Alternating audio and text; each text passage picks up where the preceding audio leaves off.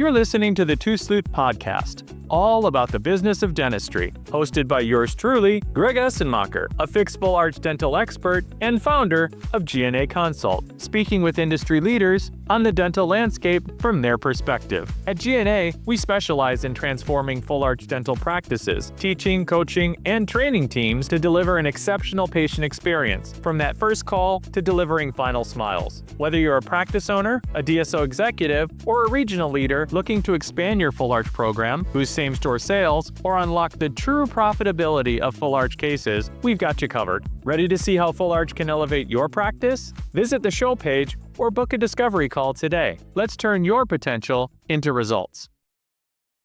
Welcome back, everyone. Greg Essenmacher here. But of course, you know who I am. I am super pleased to welcome in, I was going to say a new mom, but we were just having a great conversation about your 4-year-old. It's Kari Carter-Cherelus. And Kari, I love the fact that you're talking about one topic that really is near and dear to my heart, and that's burnout in the dental community. And so let's start right there.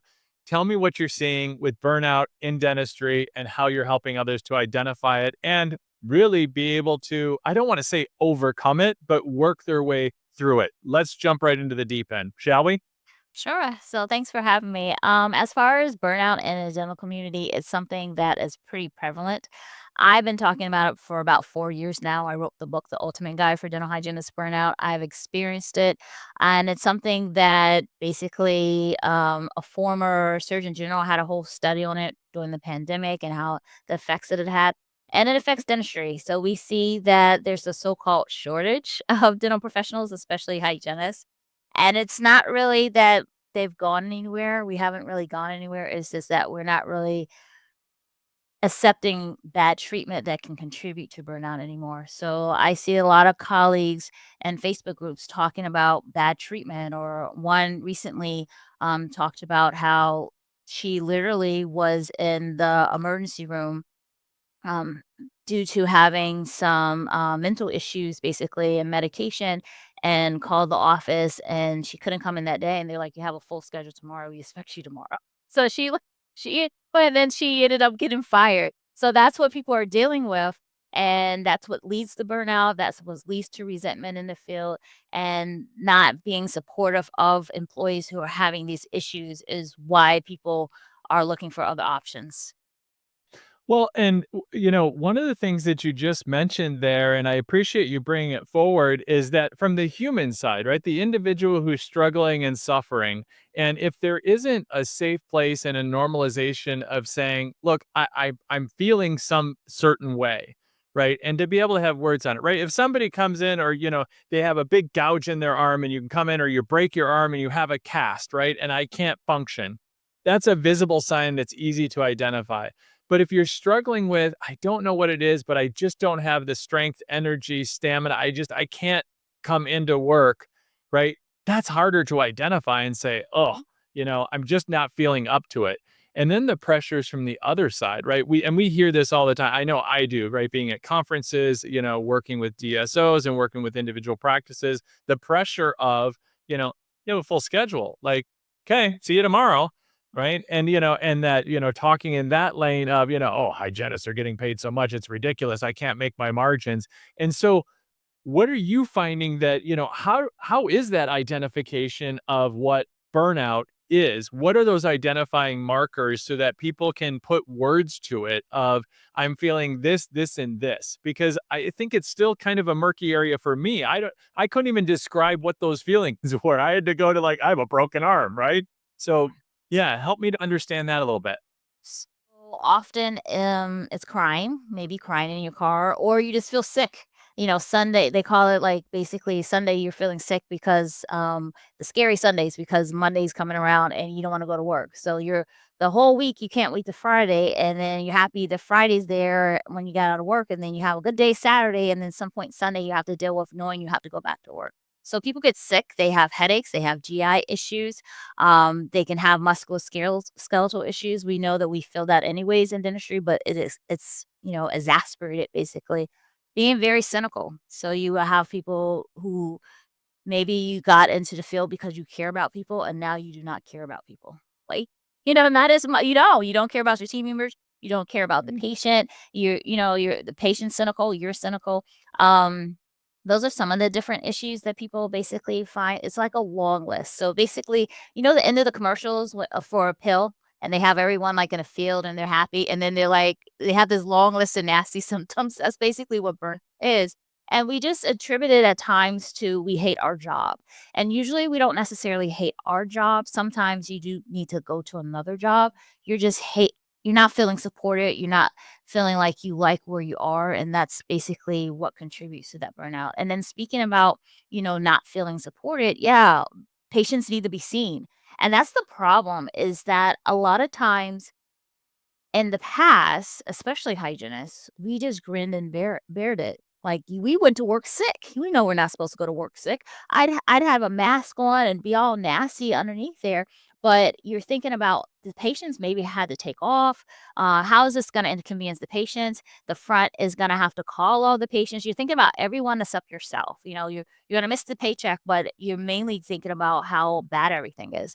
And I literally on a daily basis see hygienists feeling bad that they have to call in sick or feeling bad that they have to go to a funeral or they're not going to be able to be there for their patients. They literally will have a child in the ER and they're thinking about the office won't let them take leave to see their child in the ER or whatever. So that's what basically always the static in your mind thinking about what you could have done better, should have done better, and how you just feel stuck and over it. Yeah, absolutely. And so when you're talking this way, one of the things that comes to mind for me, right, is, I don't know anybody that on a Sunday is excited that Monday's coming and the workday's coming. I mean, maybe there's like the select few, right? So where does that line get drawn of like, oh, the weekend's over, time to adulting, right? It's time to be an adult and go back to work. And then what you're describing, which is really just that dread, right? That overwhelming dread of, I just can't do it, right? I just don't care for my patients anymore or the people that I work with, right? Because that's a different level.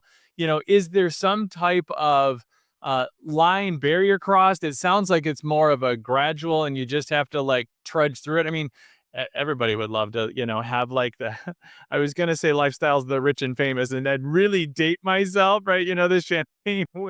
I remember it, so I probably remember seeing it.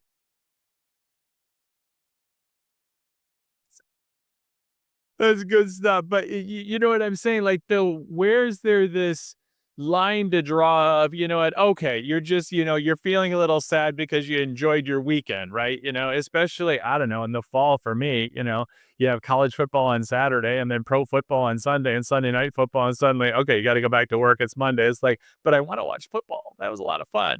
I think I would compare it probably to when we were elementary school, I'll say elementary school, and you were happy that you were going on summer break or spring break and everything, you have that break, and then break is all over and you have to go back to school and you're like, "Ugh, I have to go back to school." So, you may feel, "Ugh, I have to go back to work," as opposed to having fun and lifestyles and rich and famous for a couple days for the weekend, as opposed to feeling burnt out. If you are a kid who is dreading going back to school after summer break or spring break because you have bullies there, or like someone's going to shove you in a locker, or gonna make fun of you or something like that, then you have an extreme dread. Then maybe you're sick and you're vomiting, or you're trying to see how you can get out of it or pretend you're sick or something like that, so maybe you don't have to go the next day. That would probably be the line. So as an adult, the line would be like, are you crying in your car? Do you have bubble guts now that you're thinking about what hot piece of mess is waiting for you Monday? How is a team gonna treat you? How are you gonna possibly be bullied at work and everything? So these are what people mainly deal with. When it comes to burnout, often it's yes, it's tiring with the job maybe, or sometimes it's boredom with the job, or you feel no growth, but sometimes it's because of that non-supportive environment and actually being bullied that you have that extreme dread that you don't wanna go to work. But also at the same time, you haven't maybe come up with the confidence to actually leave and find a better environment for yourself. You're just comfortable in that uncomfortability of it all.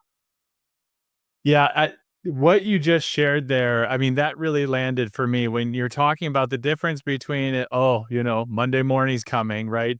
And then the difference between that and being back in grade school and being bullied, right? That fear and that anxiety that comes up, and making that parallel and drawing that parallel to what burnout really feels like. That was a really great analogy. I appreciate you sharing that. So now that we've discovered a little bit about the problem, right? The challenge, the situation dealing with. Let's get into some of the solutions or some of the things that can happen or that can help in order to get into some solution. I'm sure I know that you do speaking. I know that you've been sharing on this, you said, for a number of years. So what are some of the solutions for industry wide or even for individuals who might be experiencing this? What are some of the solutions that we can get into, share with our listening audience about how do we resolve some of this? How do we get through this? How do we help others who might be experiencing it if we recognize that in others as well? So in dentistry, just like in healthcare, usually there's different treatment plan options, So we've done the diagnosis, even though I'm not a dentist, don't want to hear it. So you've done the diagnosis and then you go into the treatment plan, right? And you usually give the patient about three options. So we could do nothing. We could do a big filling. We could do a crown. That's what the options usually the dentist may give the patient. And so when it comes to burnout, there's a list of options people can do. First and foremost, I always recommend someone to maybe see if they can get some type of therapy. Mental health. So, I'm not a therapist. Make sure maybe you're getting some type of coach or a counselor or a therapist that's help you with maybe some behavior modification. Because sometimes the burnout is caused by ourselves. We are not having any boundaries. We're letting people throw work upon us. We're not saying no. So sometimes, although it's not always at fault, we have a part to play with our burnout. We have to take accountability of why we're feeling this way or what do we need to do to stop feeling this way or stop feeling like, too much work is being put upon us sometimes. That's the reason. So, therapy. Also, I always say, like, write it down. What is going on? Because when we don't have things written down, then we usually don't have a plan. It's a free for all. We don't know what is going on from each day. But if you actually have maybe a journal you're keeping, or you're doing the pros or cons of why you're staying in this position, then that can help you. Another thing is, are you actively exercising? That's something that I've been trying to do daily. I did not do it today yet because I meant to. I had my clothes on after I dropped my son, but then it started raining and I was like, let me go to the store first, and then it stopped raining. And I'm like, let me go to the park. And I drove by the park. I'm like, oh, it's too sketchy now. Now it's not enough people at the park. I'm like, no, that we'll keep it moving till later. And so, but trying to find incorporating exercise. What are you eating?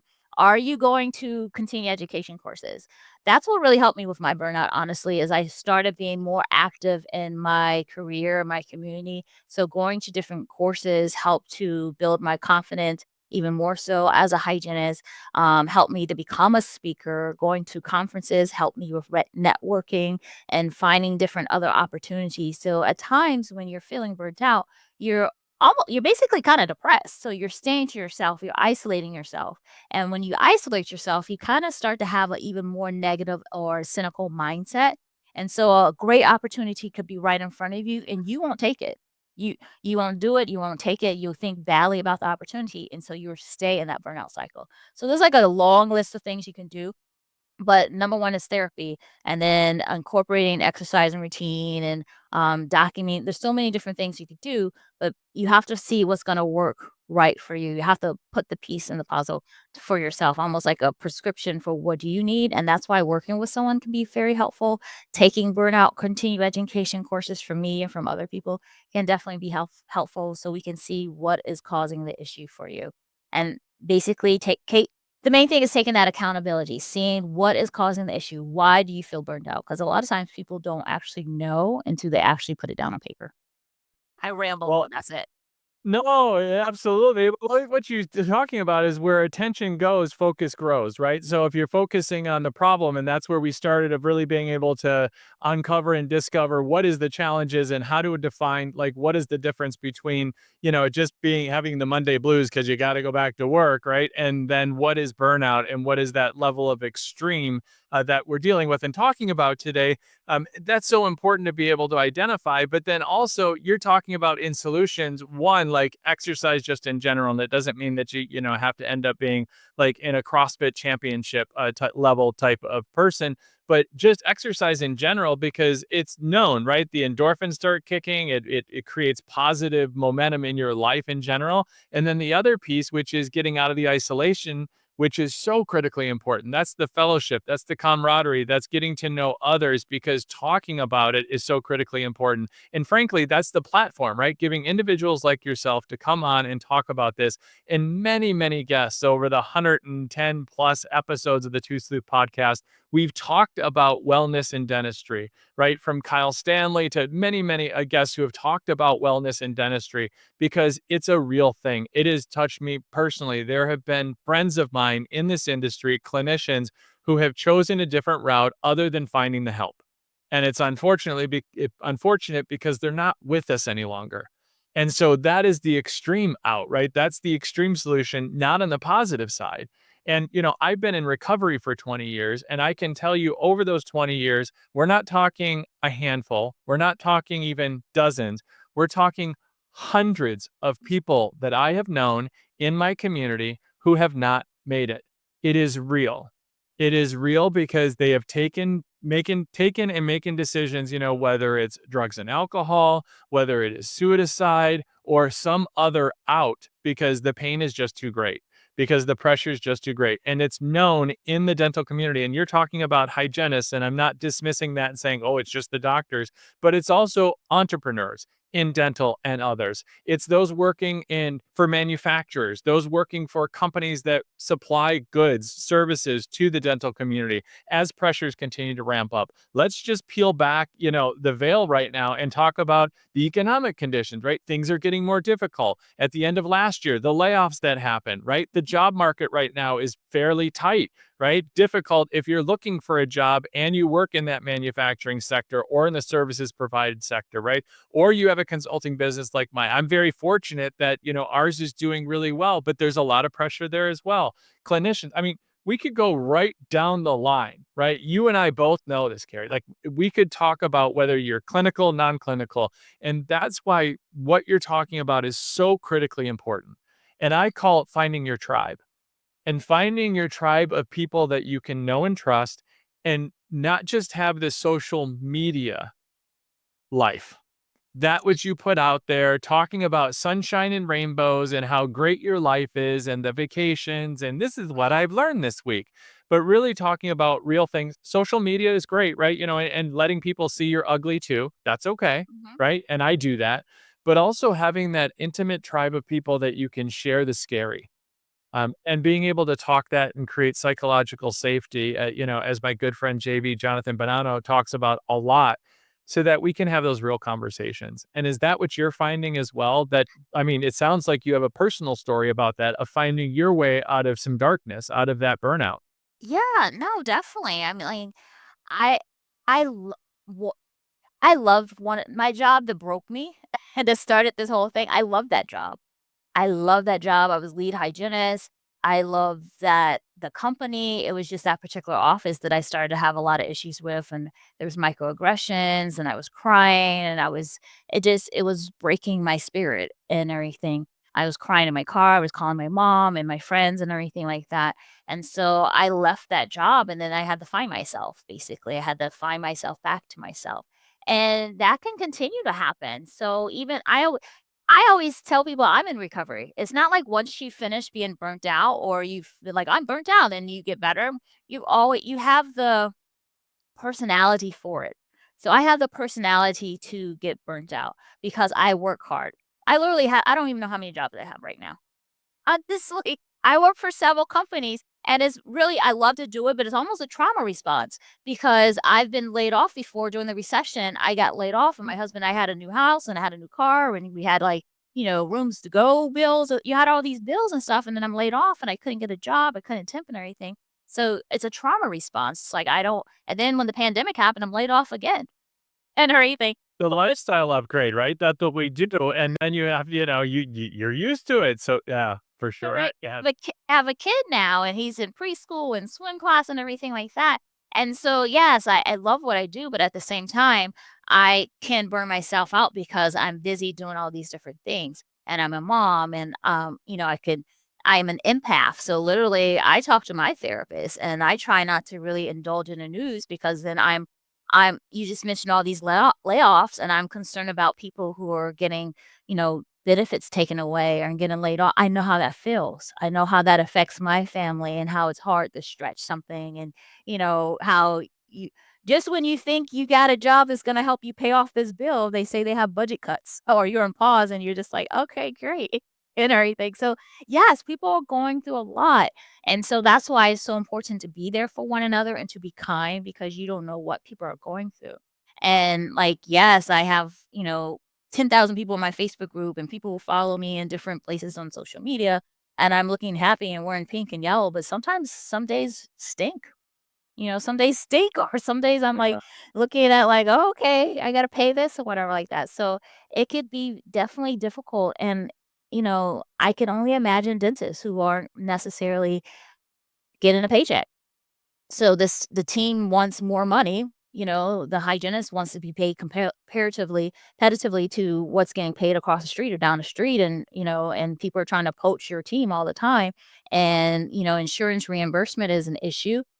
And maybe you're not even getting a paycheck, or maybe you are in the rears and everything. So but everyone is kinda dealing with it and going through it, and it's a scary time right now, and so that's why we have to have someone to talk to. Like, I was texting my friend yesterday, but like, "Oh, I feel frustrated with this," and, she was giving me advice. You have to be able to talk to people, that you can trust and everything, and you have to be able to vent, and sometimes that's you have to be able to post anonymously in a Facebook group sometimes. I don't always put your name out there, because, people like to take pictures and cause issues, or everyone knows everyone, but sometimes just post something anonymously, get it off your chest, and bounce ideas around. And that definitely is important. Like I said, there's so many different things that can help someone with their burnout. But definitely having a sense of community, having someone to talk to, a counselor, or whatever, is important. I'm in the National Academy of Dental Life Coaches. So I'm in that group, and we do have people we talk with, and they have upcoming speakers and seminars and things. And people can go in there and find a coach who they can relate to. So, a dentist can go in there and find a dentist who they can relate to, who's been dealing with burnout, and, can talk to them or have a coffee chat or whatever, or work with them. A hygienist, assistant, anyone can find that, because we don't want to lose anybody. And that definitely has happened. I've I had one friend when I was younger who did try to hurt herself, but thankfully she was found in time. And then, sadly though, it's not even always that someone fatally does something to themselves. Sometimes people just I had one, dental assistant I work with, where on a Saturday someone called and told me that that person was in a hospital, they were on life support. And basically, it's just the person did too much. It was just a series of events and everything. And I know another hygienist, who basically her heart just exploded. She saw like a million patients a day, made a lot of money, saw a million patients a day, and then just killed over. So we have to really make sure that we're taking care of ourselves in all different issues, all different ways.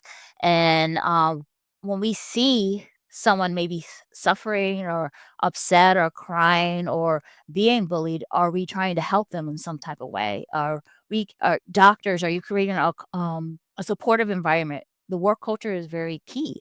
So making sure that people have the tools that they need. Honestly, that's one of the biggest issues that causes burnout in with hygienists, is not actually even having the tools that they need, not having proper scalers. I saw on a TikTok yesterday where someone was temping, and to do SRP, they had like one scaler in the kit and everything. So they like, how are you gonna work with the tools without having proper tools? And then if you're having body pain or whatever, what is your solution? Are you gonna go to the chiropractor? Are you gonna get physical therapy? Do you need ergonomic loops? Do you need a saddle stool? So finding the solutions instead of just kind of complaining about it, and knowing that you're burnt out. It's like knowing that you're sick, but you do nothing for it. It's important that you actually take control of your life and trying to find solutions to get yourself out of that way. Or if you feel your team is maybe acting different, or everyone's got like an attitude, what can you guys do so that you can address the issue in a positive way? Yeah, I love that you brought up tools, right? So it's tools, not only the physical tools to be able to do your job, and whether that's a scaler or, a chair or whatever you need, and outside as well, right? So the chiropractor physically, but also the mental tools, right? Mhm. That support structure that you talk about, and I appreciate you bringing that forward. That's so important. Well, Carrie, here's the point of the program. All of my guests play a little something. It's called "What the Sleuth is Going On." It's three rapid fire questions. It's the first thing that comes to mind. Are you ready to play? Yes. All right. Question number one. What's the worst bad breath you've ever encountered? So this one guy, he had really bad breath, like really, really bad, where it was right before lunchtime and I couldn't eat afterwards. I just couldn't eat. And for me, and I highly, as a hygienist, I really try not to tell people they have bad breaths, and most people don't. Everyone's conscious and worried about them having bad breath. But I can really only remember him, especially that yes, he did, and I had to tell him, and my stomach was upset. I couldn't eat. Best diet program ever. Panic a bad breath. Scale that in. So fresh breath helps people with bad breath, but try to figure out why you have bad breath. Get to the root of the problem. Exactly. Get to the cause. That's been the theme all show. Get to the cause. Get to the root cause. Question number two. If you could change one thing about your smile, what would it be? Uh, hmm. Well, I need to do Invisalign again. So at that particular office that broke me, I was almost done with Invisalign. My refinement trays, I needed to get them, and I would not go back into the office. I was triggered, and they wouldn't like send them anything. So I do have great insurance. I just saw the other day that I have like a $5,000 amount I could use. So I'm gonna get Invisalign and just fix. I have my interiors a little bit. It's not much. So I'm let's thinking you may know a dentist or two. I'm just guessing. I don't know about anything. Maybe, possibly. I know people.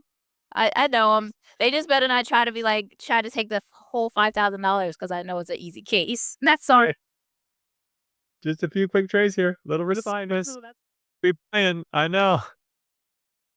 Love it. Love it. Question number three, last and final. If you could go back and be the inventor of any dental product, and no, you can't choose your own, uh, which one would you choose and why? any dental product? Oh, I don't know. Maybe I'm thinking something like something that can be patented and no one else can do it because like it started off with Invisalign. Now they have like clear aligners and clear choice, all these different things. So initially they had a hold on the market, and the same thing with whitening. Um, Patents run out. I know. I'm thinking that's why I'm a business mind, and I'm like, Wookie, you got. You tell she's an entrepreneur. Oh, a gazillion dollars out. And I'm like, this businesses. I know people like you. I'm one of them. If I would go back, I always say if I could go back in time, I would be like Biff from Ma- hmm, Back to the Future. the back Got it, back to the Future too. The book, remember? The Netflix and everything would be it would be so bad. I don't know. I probably wouldn't be so bad. I just make a couple things, so I just figure it out. I don't know. No, I'm thinking. I don't know. That's a hard one. I don't know. Maybe something like Invisalign.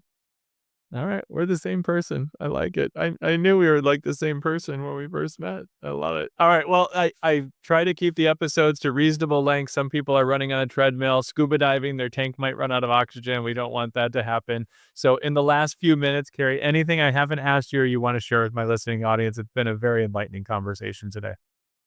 I would say that I just want everyone to take care of one another and um care about one another basically because people are definitely going through hard times, and maybe you're not going through a hard time but recognize that other people are, and they're worried about losing their jobs, losing their businesses, and what's going to happen to their kids. I mean, we everyone's going through something. So, like, my kids can already start preschool and different things going down the pike could affect him. If they get rid of Head Start, oh, that's going to affect him because it's going to affect me. I'm going to have to work more and everything like that.